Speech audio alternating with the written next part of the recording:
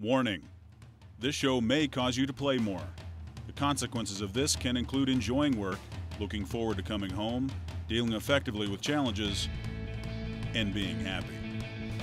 Welcome to PlayDHD, the premier resource for expert information, conversation, and content focused on play and attention deficit hyperactivity disorder, with psychologist and ADHD coach Dr. Kirsten Milliken and author Stacey Turis. Welcome to PlayDHD. We are here tonight with a repeat interview. We realize that all of you haven't seen the first interview, but we just needed to warm up with the guests that we had tonight. So we haven't really told them, but the first interview was great. We just wanted a second one. So because he was so much fun to play with. So good evening, Stacey. How are you? We've been already causing trouble. Michael's like a really fun playmate. So we've pretty much been laughing this whole time. So I think it's going to be a good interview. I think so. We've been having fun doing all kinds of, oh yeah, fart noises. That's right, baby. That was a real one. Wait a minute.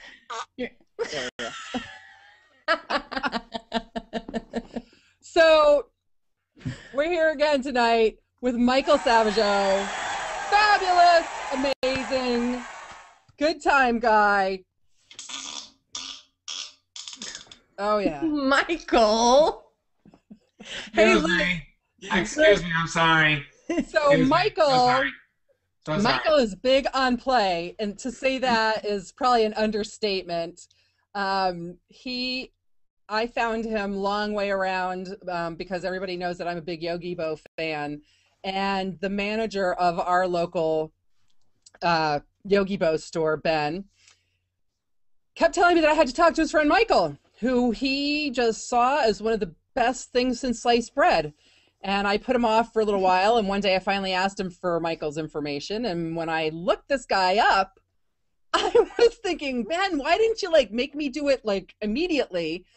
Because Michael used to have this company called Tryout Toys, and he and his lovely bride held these adult play festivals, and now he's this big mucky muck. So we're fortunate to have gotten his time tonight. So Michael, hello. Hello. Oh. How's it going? Oh, excuse me. I thought you were picking your nose behind the ball, and I was like, that's a good idea. If I need to pick my nose, I'm just going to be like... No, don't ever know. No, never. Hey, will you do me a favor real quick? I don't know, maybe. Will you do the correct term for black lung in your miner's voice? Oh, my miner's voice. Oh, the cold is yeah, so many years down in the mines, and I got pneumonic ultramicroscopic volcaniconiosis, or better known as black lung. Now that sounded to me like a cross between a pirate and a miner. All right. Well, you know, of course, what a pirate's favorite letter is, right? Arr. No. It's a P. It's a P with one leg. Oh. Of course. That's awesome. So I want to start, I feel this is redundant, but I probably am going to enjoy hearing the story again. But you have to remember it from last time? Oh, shit. Yeah, I want to repeat it word for word, exactly what you told us last time. Was last time the time about being an astronaut and flying to the moon, or was it the toy business, or was it be a scuba instructor? Just remind me, please, so I can know which story to go with. No, I think it was about being a pirate. Oh. You know, when you make up stories after a while, you forgot which ones you tell people. Yeah. So you had quite an adventurous time as a kid playing. If you could just refresh our memories a little bit, go back in time. I want to hear about you got your whole family naked running around in the woods and stuff. Well, okay, that's a story for a different audience at a different time. All right, but I can tell stories like that. However, Okay. I think we'll start with Kristen's story about how I got started juggling and doing the weird things that I like to do. Yeah.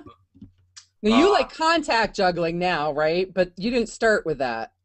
No, I did start traditionally juggling when I was 6 years old, and my father, who had been a juggler just as a hobbyist, whose father had been a juggler as a hobbyist, but who had made his way across the country juggling with his brothers and doing juggling and slack wire acts across the country and back, and they left with $20 in their pockets and set out across on this grand adventure, and sometime in the 40s, maybe late 30s, and made their way across country, did all this amazing stuff, and got back, from around the country and back with $20 in their pocket. So you didn't tell us that story last time. That's a great story. Well, and it is true. So I am a third-generation juggler, and and again, both of them were just hobbyists. My grandfather worked as in a leather factory, and my father was a school teacher. But as a family, we learned to juggle. My father was teaching my oldest brother, who at the time was 11. Also, my middle brother was there, and he was 9, and I was 6. And, well, it was a winter day, and my father brought the kids up, and we brought some tennis balls out and started juggling over the bed. And, well, I was 6 years old, and no one told me I couldn't juggle when I was 6, so I might as well.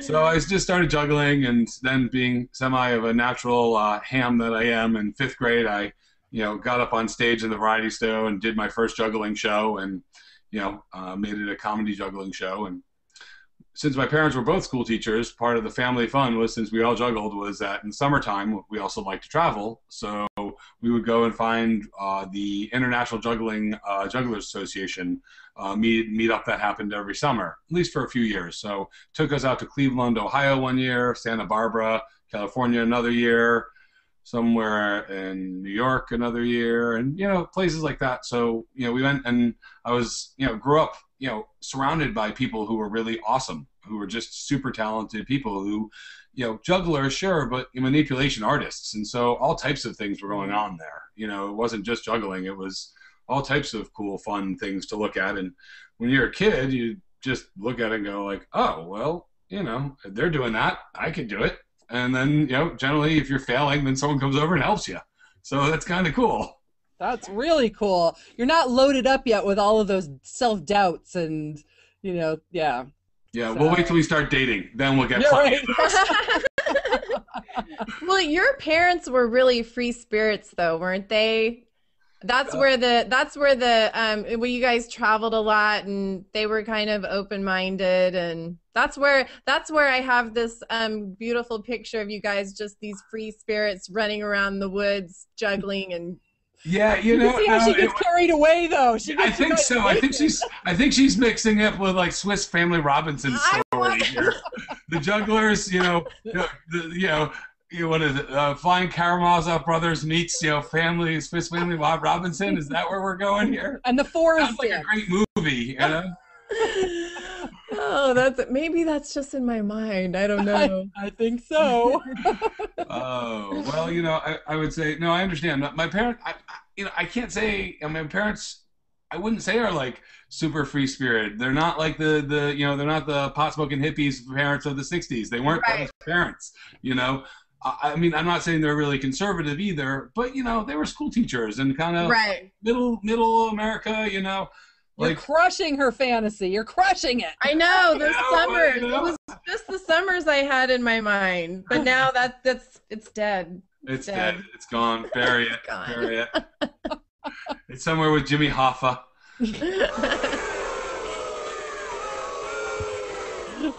Oh, fine. Hey, well, you're gonna be that way, for you. Here. Okay. All right. That's all. Does your wife know that you brought that in here? Shh. Oh, my belly already hurts, honestly. Hey, I have to ask you guys this real quick. Sorry, this is a total squirrel, but okay, I want to know this. So when I was doing my hair before we came on, I actually contemplated for like 3 seconds to only do this part of it. You mean like you only got dressed on the top? Yeah, exactly. No, look, I have jeans on, I swear. Yeah, right. Yeah, right. But I contemplated doing only this part of my hair, right? Right, So right. is that lazy or genius? Yes. They don't have to be mutually exclusive. It's both, huh? Yeah. Well, see, I got the shirt on, right? You got, and then, well, then it's like, then.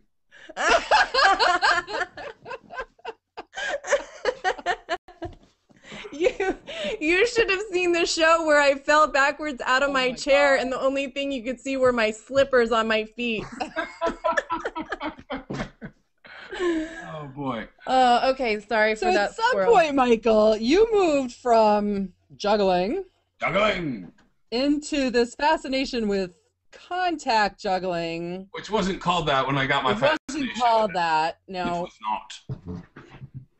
So how did that come about?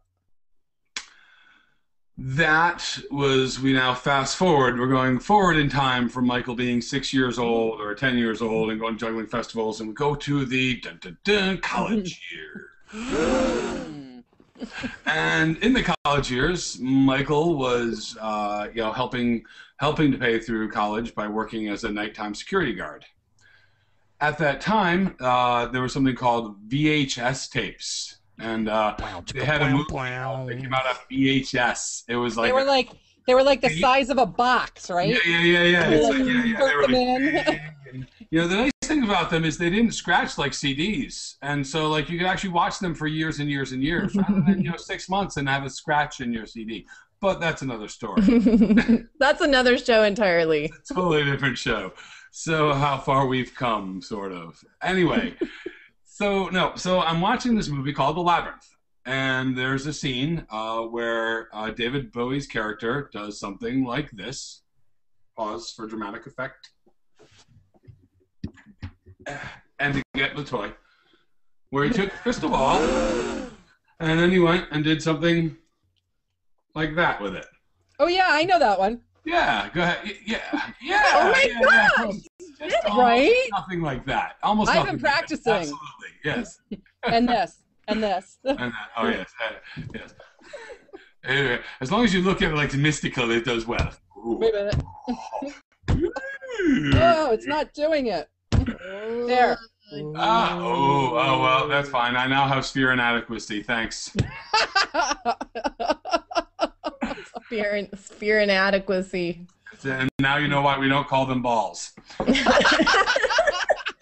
Oh, I want to call them balls. I like it. We did have a top 10 reasons why we call them play with spheres rather than our balls, and I don't remember all 10 of them, but do you remember any of them? I do remember a couple. Want to hear one or two? Yes. Okay, well, one of the reasons why we call them spheres, because it's really strange if you ask to borrow your friend's balls.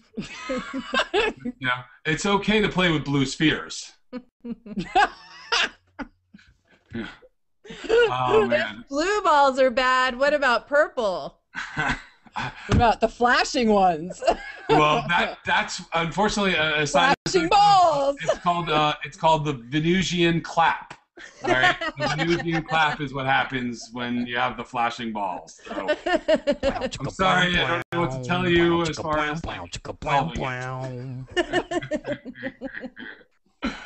All right, so anyway, there was a point to the story, and I think it revolved around the fact that I was watching that movie where that said character did that cool crystal ball thing, and I looked at that and I said, I think that's one of the most amazing things I think I've ever seen.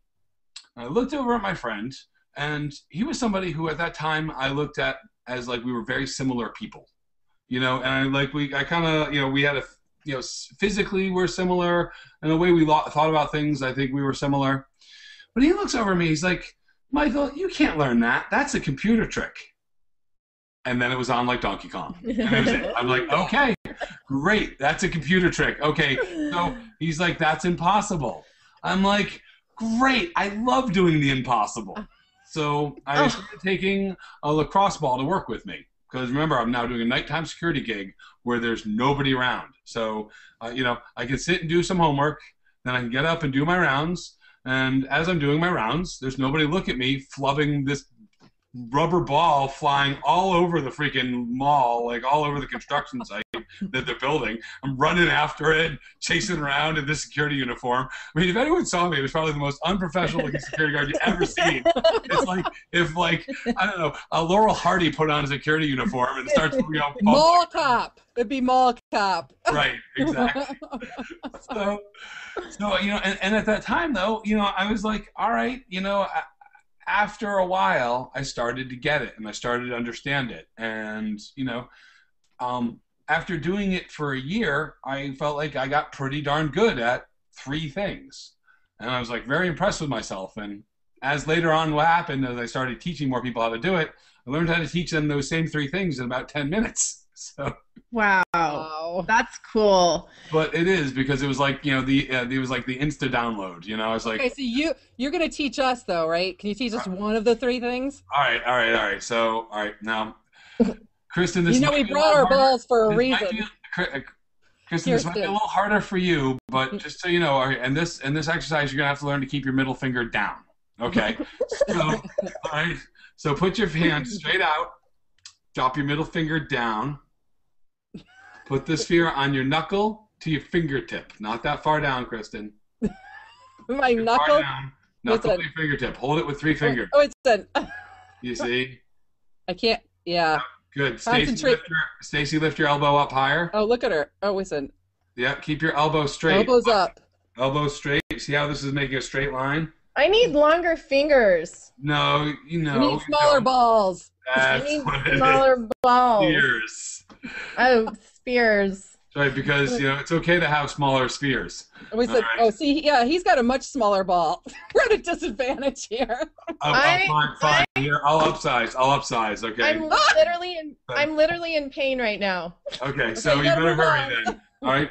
Now point your fingertips towards me. Move back. You're going to lift your arm up, and as you lift up, flip your thumb sideways and bring your hand low. And so you flip and roll over your index. Oh, of course, yes. Mason, I did that. I just did that. Wait a minute. Like this. Oh. Wait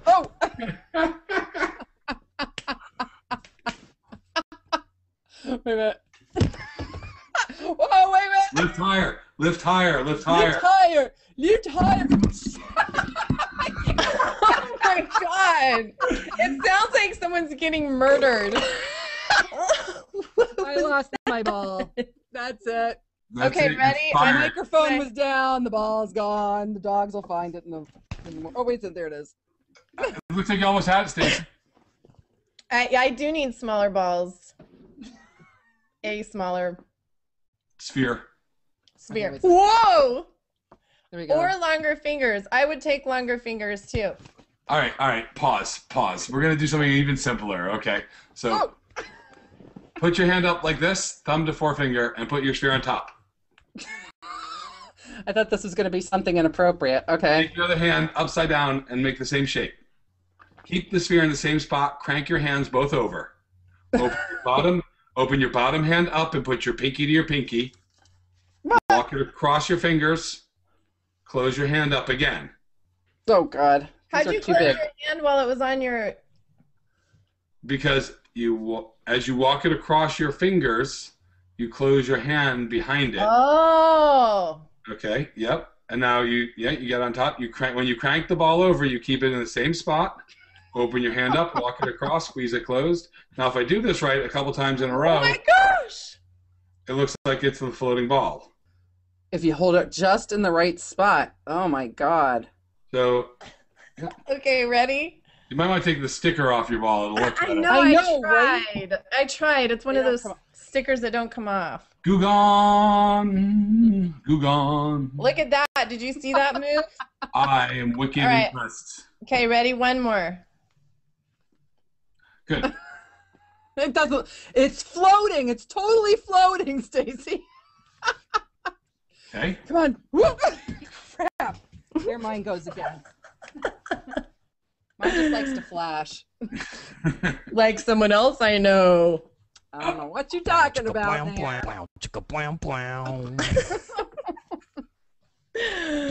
Oh my gosh. We are really bad at juggling balls and spheres. We do need to take a commercial break so that we All can right. talk about one of our sponsors, Oh, I think it's a good ADD idea. Crusher. Do you wish learning could feel more like, I don't know, playing? Well, ADD Crusher videos are guaranteed to help you create mental focus, get and stay motivated, manage your time, and more. And these videos, they are a blast to watch and learn from. They're like veggies for your brain, but candy for your eyes and ears. They're like having your own personal ADHD coach who's brilliant, but absolutely crazy. And right now you can get 20% off ADD Crusher videos by using promo code PlayDHD20 at addcrusher.com. And that's it. And we're back. Wow. Hey, time flies, man. You guys hypnotized me on that one. Yeah. Right? Wasn't that great? Wow. You don't even know our powers. ADD Crusher, I'm going to tell you, one of the best things you can get. Just telling you. Hey, you know what you just looked like? You totally looked like the drunk orphan keeper on Annie. Drunk orphan keeper on Annie. You know, it's Carol Burnett. At the end of the day, my hair's a little getting away from me here. And No, it was the way you were doing your thing. It was awesome. Yeah. you like that? Good look for me. I think it's a really good look. Jesus Christmas. Yeah. There we go. Pause for a shot of moonshine. Oh, Lord. Me, I'm going for the good stuff. That's right. We're back. She's back. I'm Beethoven. You don't see her because, well, she's hiding.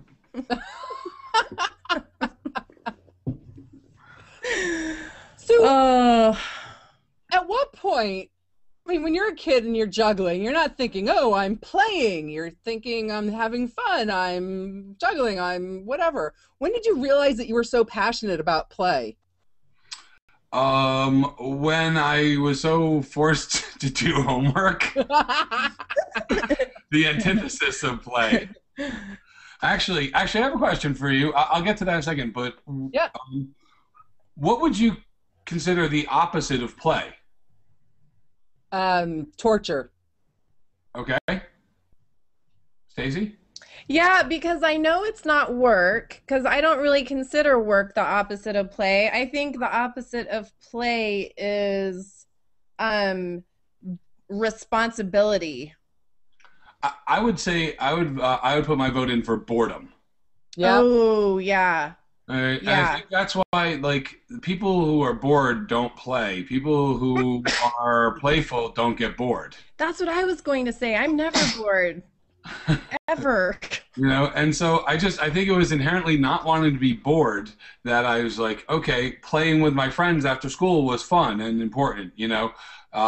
Get in, and even like watching TV, like we would, as a family, we would always watch MASH right after dinner. Like, it was one of those family things we did. And like, that was a playful thing. And then, they would, pull some teeth and pull out the fingernails and, start the torture device of homework. And, I, being the kid of two teachers, not really being into homework, caused some issues. There were some problems there. Oh, yeah. I can imagine. But it was one of those things that, sometimes I found it's hard to argue with somebody who would just agree with you. So if I just agreed with them, then, eventually the argument would stop because there was nothing to argue. It was just, yes, you're right. Absolutely. Yeah. Yep. I got to try better in school this semester. Yep. You are so right. Uh-huh. I never figured that one out. I was going to ask you because in my family, I was the one who figured out that if I just agree, that I could get away with almost anything. Almost anything. My sister would never agree, and she'd end up in her room grounded. That was me. tortured. Grounded for a month at a time. And no matter how many times I said to her, look, just say yes. You can't win. Okay. You don't have to can't mean win. it. You don't have the power to win on this situation. You don't. have the power to win, so you have the power not to fight. That's right. the power you have, not That's to right. fight. Stacey, don't fight. I did not. I wish I would have known that back then. Because that is going to definitely keep your blood pressure down. Yes. Yes. Okay. Thank goodness. So, there's actually research that says that boredom is related to anxiety. I believe it. I believe Yeah. it. I mean, and also, I mean, with you guys have, know some of the Stuart Brown's work, lack of playing can lead to really some pretty sick, twisted things. Yeah. Crazy things. Crazy things. Yeah. Like serial killers. Dude, yeah, where is that? Here we go. I can't believe they got Tony the Tiger. Oh, they got that Tony the Tiger. He's a serial killer. The four little Lucky Charm guys next. Damn those serial killers. That's right. That's right. That's some crazy research right there. It is some crazy research, but I do think that play stems from I have an active brain. I want to do things. I learned early that I can do things in the physical world that were enjoyable. A lot of people find music, or they find they find art, they find drawing, they find whatever, they find their way of playing that's considered the art or creative expression. For me, it wasn't those. Maybe a little bit of theater and drama was one of my ways, and then also in juggling and playing skill toys, basically. Yeah. So do you think you like the movement? Because I always ask people about how they learn or how they prefer to play, and some people, like you were pointing out, are very auditory. Their play or their learning is through listening to things. Some people like moving around a lot, and some people really like the tactile part of it. So which one do you think you tuned into the most? I tapped into the tactile and the movement part of it, and because those are both what juggling and the flow arts are. It's movement, and as I got more serious about learning, actually, for a while I felt like I became a student of the crystal ball, because I mean, it's a weird thing, but in truth, the sphere was you're never going to teach the sphere how to do anything. Okay, the sphere is going to do what it wants to do. You have to learn to adapt to it. Okay, so in essence, you're learning to listen to something that's an object that doesn't tell you, but shows you that when you drop it, you didn't listen right. You learned the wrong thing. You didn't, you weren't in harmony. You weren't in the rhythm. Whatever it is, you weren't in the flow. That's cool. So you didn't listen to it. So I feel like. Would you say that's similar to self-control? Self-control. What's that? It's paying attention. Yeah, I think it is. Well, I think self-control is learning to listen to the situation more and find out how you want to act is appropriate or not. Because there's a lot of times, and because of my sense of humor, something comes to my head that maybe in my youth I might have blurted out and been relatively inappropriate, even though I was saying it just to be funny or witty or whatever. And I think a little more self-control has come in, that I've actually gotten my brain to think before my mouth acts. And congratulations! Could you? I know. Seriously, doesn't happen all the time. How? All the time. You could ask my mother about that one. Kirsten still can't keep her mouth shut. Yeah, but to answer the question, I do think that the type of play is definitely about the movement, and that's another thing that attracts me to these type of movements. And it's the study of how juggling and doing these physical things can increase your brain size and your brain capacity. For sure. Because you're doing something that's opposite sides. You're crossing hemispheric, yes. Blossom, and therefore becoming a more integrated whole human being. And that's and ideally that's where we strive to go for. And we should have juggling therapy. I think there is such a thing. Really? I think so. Occupational therapy. Yep, absolutely. They juggle. That's awesome. But even when you learn to do, and this is what I mean, juggling, okay, but almost any of the flow toys, the skill toys that we do these things. So, for instance, I'm going to demonstrate here. Going to the prop shelf. Flow toy. Is it called flow toy? It's sort of flow toys is the flow arts is what's often known for. I like flow arts. Things that are, when you see the fire spinning, the poi, juggling sticks, sphere play. They are all very flowy. They're flowy. They are the dance, and in the martial arts, it's the martial application of the same thing. Like, you take the staff and you learn to do staff movements with the idea of defeating an opponent. In the flow arts, you're learning the staff to learn the joy of the movement and how when a perfect movement, what happens to the prop with a perfect movement is beautiful. It's art, it's grace, it's beauty all in one. That's so Cool. And so now talking about crossing the divide here, I'm gonna angle down here just so you can see my hands a little bit better. Okay, so I have 3 spheres, 2 in one hand, 1 in the other. All I'm gonna do in the series is I'm gonna spin 2 balls in one hand one way, and then 2 balls in one hand the other way. Okay, that's all I'm doing. There's nothing very complicated about it. Okay, but when I start doing it, right, and I start changing up the patterns a little bit, okay, it becomes beautiful. It becomes mesmerizing, all right? And this is all just those same movements over and over and over again, okay?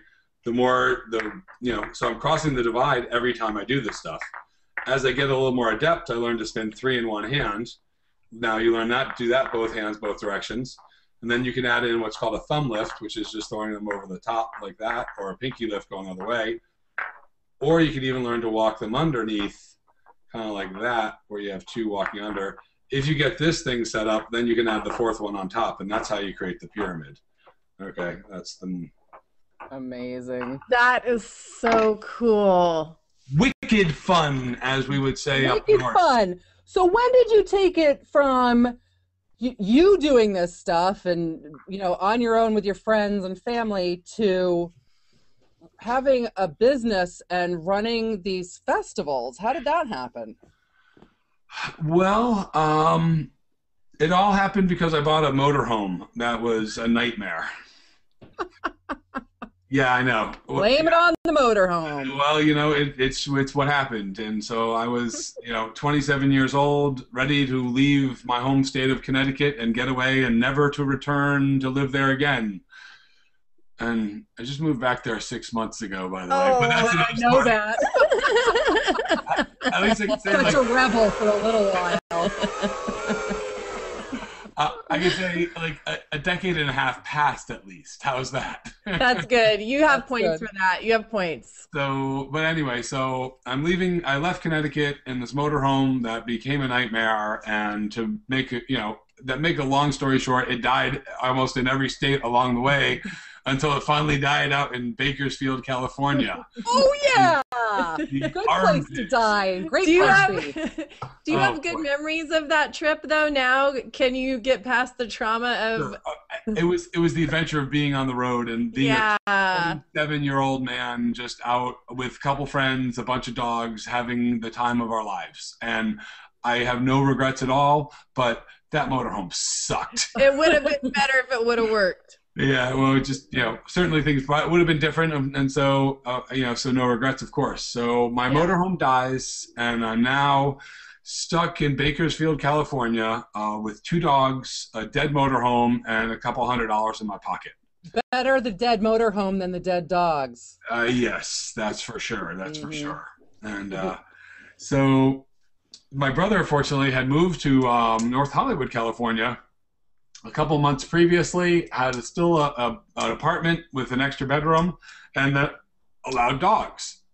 And he's like, this company I'm working for, they're starting this new project up here at Universal Studios in 3 days, and they need people, and you'd be good at it. And so I'm like, well, so I'm like, okay, I got stuck in a bad spot, but with a nice situation. And when I was up at Universal Studios, I came across this very first toy that got me into the concept of selling toys for a living. And this toy is called a bungee ball. And a bungee ball is a little rubber ball that goes on a bungee cord that attaches to a wrist strap.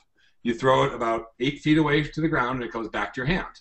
So instead of a paddle board, you use your hand. Exactly. Well, but it goes further than that. So really, it's like designed by a little league coach for throwing and catching skills, and that's how it was kind of marketed, at least by the company who was marketing it. Right. Then How did you market it? My hands on it. Right. And then I got my hands on it, and it was just one of these things that I saw, and I was like, oh yeah, it's a good catch toy.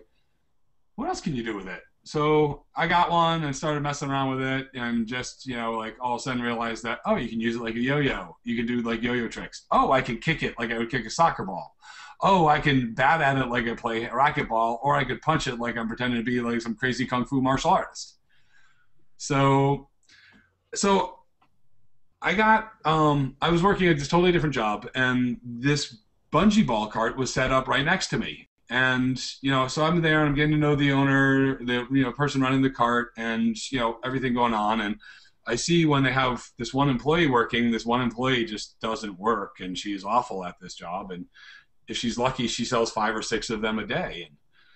And I go to the manager one day. I'm like, well, listen, you know, at some point, if you need some help, you get stuck or whatever, you know, I'm not a kid. I don't work at kid prices, but this is what I'd be willing to work at. And if you need my help, let me know. I'll come in and help you out.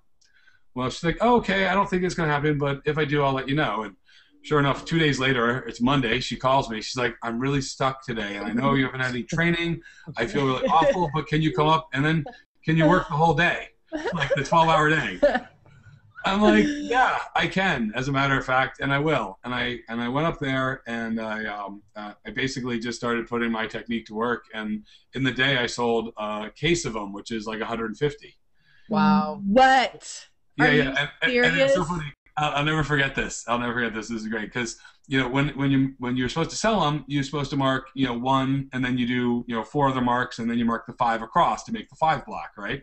Yeah. So she comes up and she sees my, you know, my tablet and my little sheet of what I sold through today. She's like, no, Michael, you're supposed to mark 1, not 5 for every one you sold.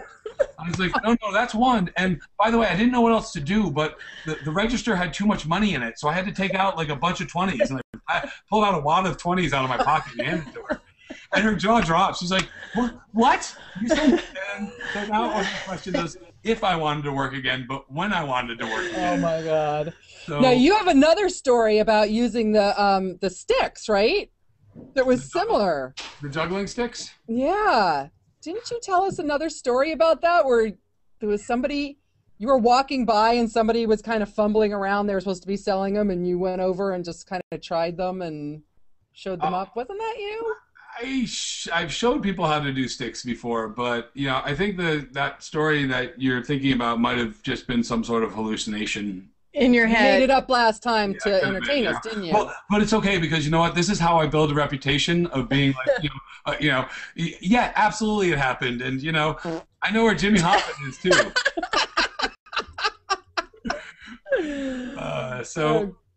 It's okay. It was a good story. It was a good story, you know, and you know, there's something along those lines certainly could have happened because having been versed in, like, it's like once you become a flow toy artist, you know, you pick up another toy kind of like a musician picks up a different instrument. Yeah. If you understand the nature of the fluid motions behind a lot of the stuff, then it's really not that different to incorporate something else. You know, you still have to learn technique, Right. you still have to learn how that toy, that instrument works, but you understand the theory behind it, so it's not like you're just in it fresh for the first time. You got to get it, and okay, this works differently than this, but there's similar like themes throughout all of them. So. Well, how do you incorporate all of this into just like an everyday situation? Because you work, you have kids. Right. When I had my toy company, it was much easier because play was what I did every day. And now, and there's a great question because now I've been in this other sort of, you know, weird, strange, it's not really a corporate, but it's, you know, it's definitely more along those job lines now. And I'm working for somebody else and I'm working sometimes really stupid hours. You have responsibility now. It's true. I have more responsibility. I mean, not more responsibility than having a company. It's just different responsibilities now, you know, and that it's because currently I have a 4.5-year-old daughter and a 9-year-old son, and you know, we're in a position where, you know, currently my wife is able to stay home with the kids and we don't have to do daycare, and so that's really cool, and I'm happy to be, you know, in the role where we can be doing this, moving from our own business where we've, you know, we had 12 years of life on our own terms, essentially, which is a blessing. And, you know, there are great things that went along with that. And of course, there's also things that you gave up for it, like financial security, things like that. And health insurance. Yeah, exactly right. Health insurance. I've heard about that. That's something that's you're supposed to get, right? So when you get older. Right. Yeah. so you know, I definitely have changed roles, but I still keep and part of it is because my job now is I get to play with toy furniture, so I still get to play for a living. You know, because as you know, everyone knows, Kristen is the biggest fan of Yogi Bows, and so am I. I actually love the product, and I do consider it toy furniture, and I'm still playing with people now in my job, which is probably why I was able to take this job. But when I'm home, my play has changed only in my situation. In that now, if I'm home less, you know, I want to be playing with my kids. So that means I'm playing Dollhouse with my daughter. I'm playing Beyblades with my son. Or like tonight, we were sitting, you know, the three of us were sitting around. You know, Jennifer had gone out for the evening. Give her a little sanity time.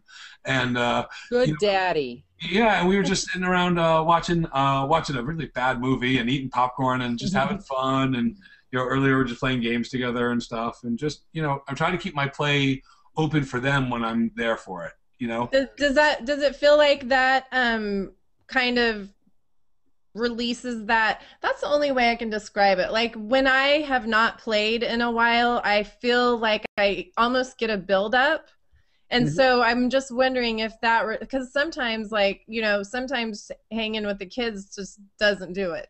Right. No, I understand. And sometimes it doesn't do it. Sometimes I need to go out and I mean, I actually have the need to get out to like a live concert and bring out some of my toys and just go boogie my butt off. Oh, know? That's cool. Like, and that's where my favorite time to go burn off steam and do things like that is, you know, because, you know, when it comes to me, I'm way more interested in a live show with really good music when I can play with the toys and get into the flow and the dance of it. And that's, you know, that's the cathartic spot for me. That's where it's like truly healing play, or when I get into what I call the zone, which is the state of no mind. It's the state where you're not thinking of anything. And this is why play has so much power when you're playing music, when you're whatever. Time passes quickly. You know, all of a sudden I kind of come back, like, and it's been like I've been in a meditation, and yeah, you know, at half an hour could have passed, and I mean, I was aware that I was doing this stuff in that time frame, but I can't say I was aware that Michael was there dancing on the dance floor or whatever. There was no mind. I was just playing. I was jamming, and when I really get there, I get to like the no drop zone with the sphere, where the possibility of the sphere dropping to the ground becomes really, really, really small. Wow, that's so cool. I wonder. I played also a Pac-Man game like that one time. A what game? It was great, Pac-Man. Where you never lost? Yeah. It was like I knew I wouldn't lose. Actually, yeah. It was millipede or centipede, but I knew I wouldn't lose. I got all the way to the end of the game, and that was when it cost like $0.25 to play a video game. But you know, we didn't have them at home. But yeah, it's amazing. Yep, Amazing. yeah, and that zone, that's like you're just like, and other people get there in so many different ways, and I think that's one of the recurring themes, and I think that's why so many people like studied the martial arts too, to get there, to like have a way that's okay, especially men sometimes, you know, they want to get there somehow, but there's like, you know, they're not allowed to go out on the dance floor, and you know. You know what's really funny? Actually, I was on another hangout today with Bernie DeCoven and another woman Bernie DeCoven does Deep Fun. He's one of the original. Awesome. Yeah. Incredible. Yeah. And so he does a hangout on Tuesday mornings with a couple of other people, and he invited me to it. And he was talking about leading a class on play and how he got so caught up in it that all of a sudden his laughter just became like explosive. and then all of a sudden he realized what he had done, and he kind of felt embarrassed. And because, you know, first of all, he was supposed to be leading the group, but we got into a talk about how, you know, the judgment that stops us sometimes from being in that flow and just allowing ourselves to go, even out of that leader position where maybe you've got to have a little restraint. And I think it's true, especially for men, where they feel like they've got to keep some kind of control. And not get into that, just losing all sense of whatever's around them. Totally.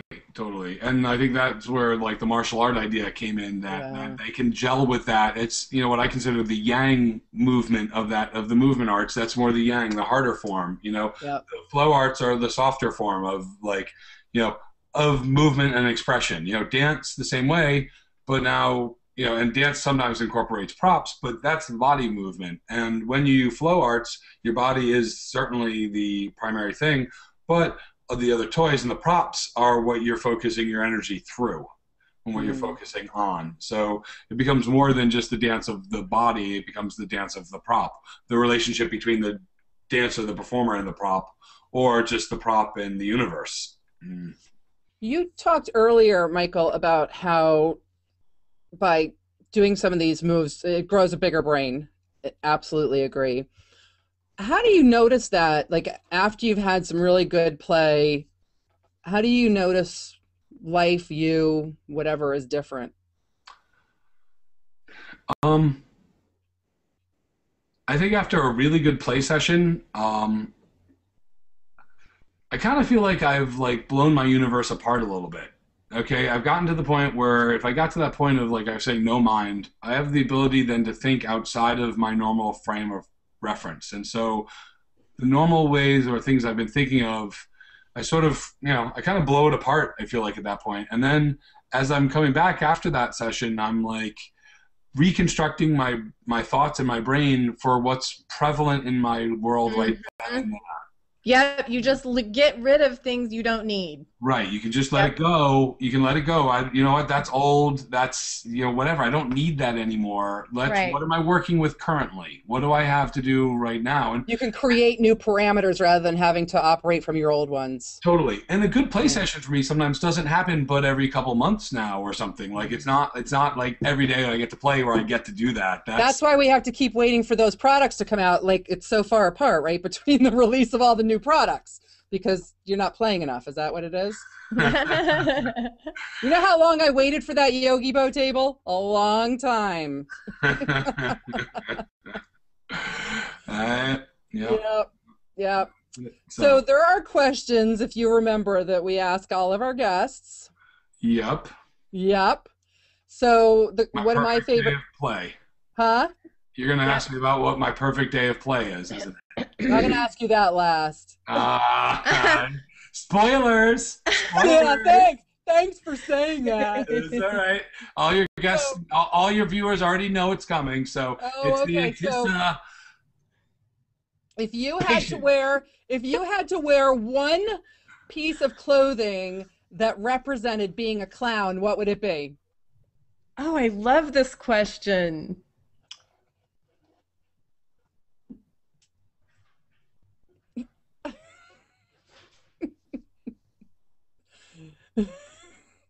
This is my serious thought face, by the way. You totally look like a magician when you're doing that. Doesn't he have a magician face? He does. Of the clown persuasion, I think that the thing that I would wear, that the one piece of thing to wear would be what is actually the. It's got to be the car. Oh. It's got to be the car, because the little tiny one. Yeah. Well, no, the one that's the big car that all the people keep getting out of. I feel like that's going to be my most clown essence of what I would probably wear. I'd probably wear the car and let all the other clowns come and jump out of me. Yummy. Yeah, I think that's got to be it. I like it. I like the car. That's like my favorite thing. There's nothing funnier than watching like 24 clowns get out of a little car. Yeah, and then you see the big fat one at the end, and that's hysterical. That's hysterical. Like, oh my God. All right, so if you had wait, hold on. What would you do on an ideal day of play? Nope. No, hold on. All right, well, because we're on the clown thought. Do you know why cannibals don't eat clowns? Hold on. Let all your preconceived notions go. Why don't cannibals eat clowns? Because they taste funny. Damn it! How could I have not gotten that one? I'm mad. Yes. Okay, you had another question. I'm sorry. No, you already know what the question is. Oh, no. What was it? I forgot. Your ideal day of play. Yes. Well, yes. I think I did mention it last time that it would start by getting up in the morning and making sure my kids are very well situated in front of a movie. Maybe my son is off to school. My daughter is really intense in front of a movie, and I come back into the bedroom and lock the door. Come out, a good, 3, 4, 5 minutes later, and then get on with my day. And my day would include a nice leisurely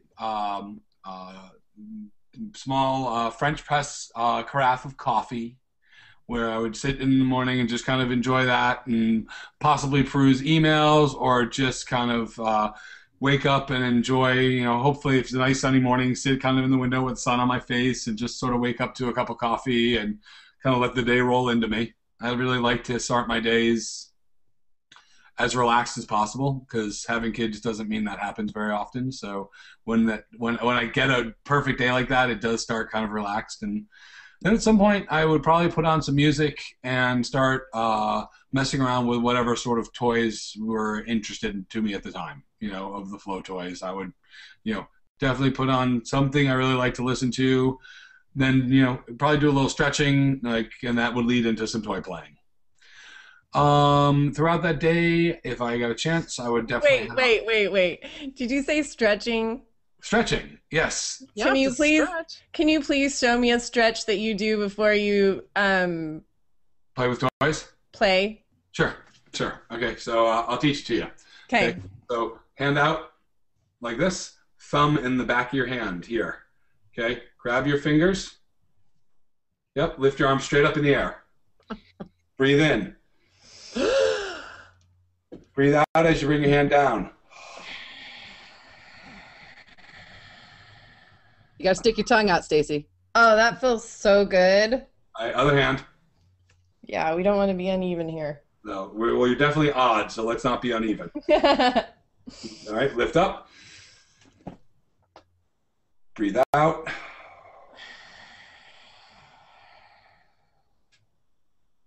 Okay, here's another one. All right, so just start putting your hands out like this, start shaking. People need to do this before work, before they get on the computers all day.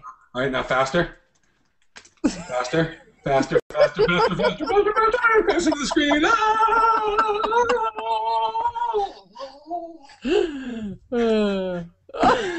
Ew.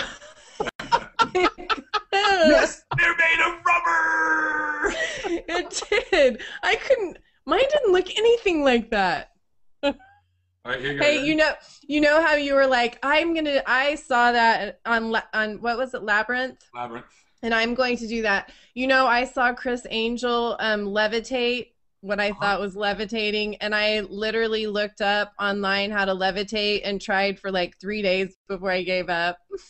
Cool. Oh, I have a question for you. I have an answer. Michael Motion is amazing. He's the person who actually did the sphere play work, or he calls it dynamic manipulation work on the movie Labyrinth. And he's incredible as that, but as a performance artist he's, in my opinion, certainly one of the most dynamic, best performers I've ever seen. And you've seen him? I've seen him. I've talked to him.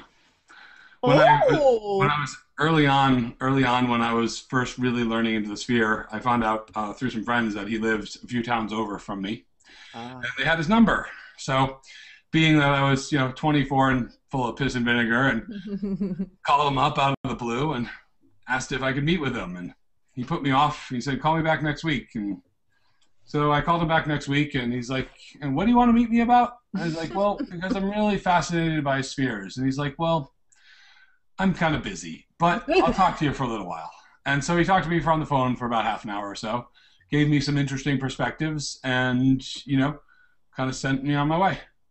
Oh, that's cool. It was cool. I was appreciative of it. A little Mr. Miyagi moment for you. Yeah. I mean, truly, I can say this honestly, I saw this thing with the crystal ball in the Labyrinth, and I went and really actively developed it on my own without, I wasn't going to the books, I wasn't going anywhere, but just trying to figure out how this prop worked. And so, yeah, I felt pretty good because some of the advice he'd given me was like, just don't steal. Don't just take something that you see someone else do, call it your own, and say you're an amazing performer. And I fully heard that, because that was never my thought. So as I developed this style, I was doing stuff that, was, totally unique to me, because I had no preconceived notions. I just was trying to listen to what the sphere wanted to do and how it wanted to roll. And, oh, it wants to roll down my back and behind my neck and down my legs and stuff, because if I listen and I do it right, then that's what it will do. And so that's how I, stylistically developed, and, kind of took what he told me to heart, and felt like that would kind of help develop my style as a, performer, but really more as just a player of toys. So it's actually like a routine.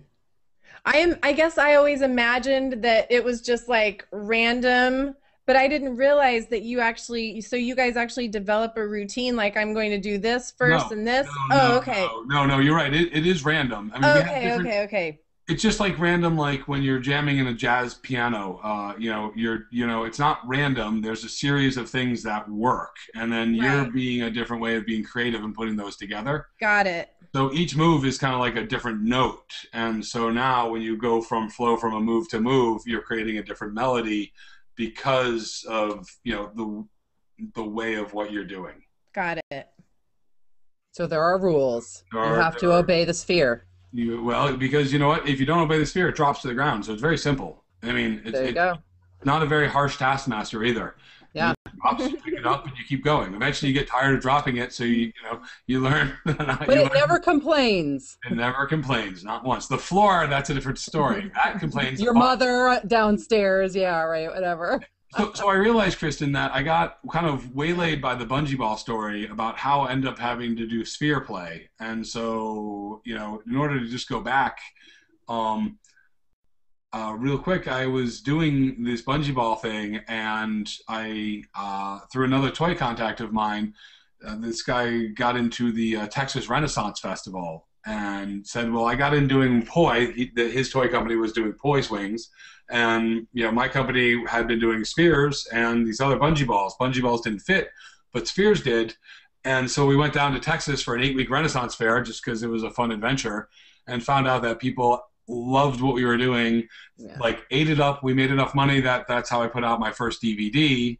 And then we pretty much started going from there, selling up. Actually, it wasn't DVD at that point. It was VHS. Remember those square box things? Yeah. VHS tapes. And then about 2 years later, I came out with the DVD version of it. And then a couple years later, I came out with 15 friends, came out with our Playing in the Multisphere DVD, which was also a pretty fun project. And that's what started us, that whole multisphere project. I had 18 people holed away in my parents' house in Connecticut when they were down in Florida. And then we'd gotten my old college studio to use for a winter break to film this thing.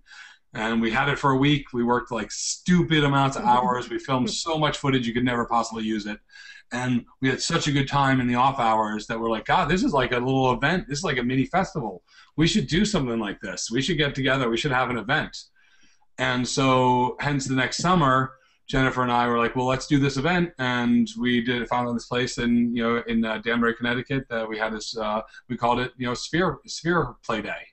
Yep. So it was a Sphere Play Day. Then it moved to a Sphere Camp. We did. Well, how many people came to the first Sphere Play Day? About 30. What? 30. Yeah, about 30. That's crazy. And then each of our Sphere camps or Sphere events, which eventually turned into play immersions, we're drawing the 70, 80, 100 people. The last play immersion we did was closer to 150 people. Wow. And it was just that we had tons of play shops, not workshops, works. Unfortunately, so is play, but we're not going to talk about that. But essentially that's how, just to relate it back to the bungee ball, the whole idea of a demonstration toy that I could sell to make a living really attracted me. And then sphere play, which was been my passion and hobby for a decade, just as like the bungee ball showed me the model to work for spheres. So, which is strangely enough a very similar model to the way Yogi Bo works too, which is why it makes me good at the job I do. So there you go. Look, it all comes full circle. No, it comes full sphere. I mean, full sphere. Thank full you. ball. Michael, thank you so much for taking this second chunk of time from your life. I know that you're a very busy guy. Absolutely, and I think I'm have to say I'm really sorry for the audience because I was awful on this one. I was really good the last one. Oh. Yeah, I was so bad at it, So just trust me, it was like this one, but I was like charming and dynamic. I was really, really good. Okay, so And his pecs were huge. His pecs were huge. And you had your Sesame Street shirt on. No, you are True that. Well, You thank know you so something? much. I think we should mess up this video too, so we can interview him again. What do you say, Stacey? I like it. Michael, I hope that you're going to make it up here to Maine sometime soon, or that I'm going to get down to Connecticut to see you at some point, because I think it would be so much fun to actually play with you. It would be fun. In person. We will have a play date.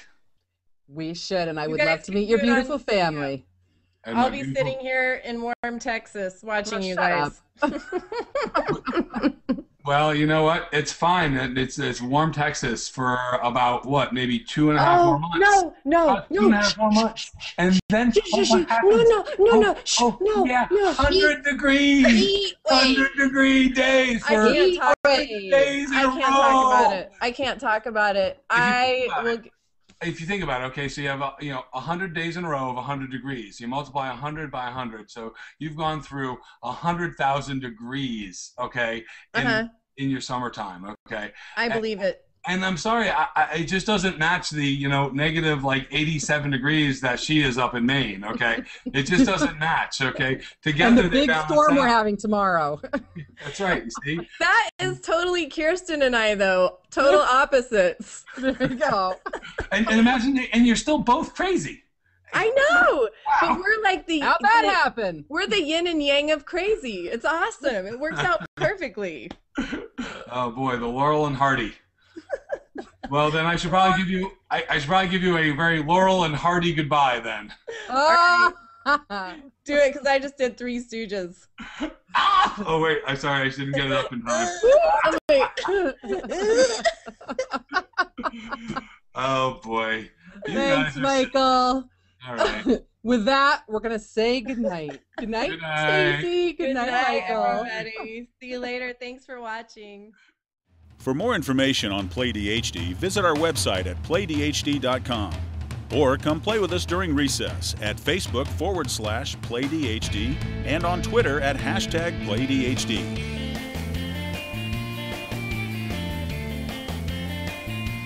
Oh, look, a squirrel!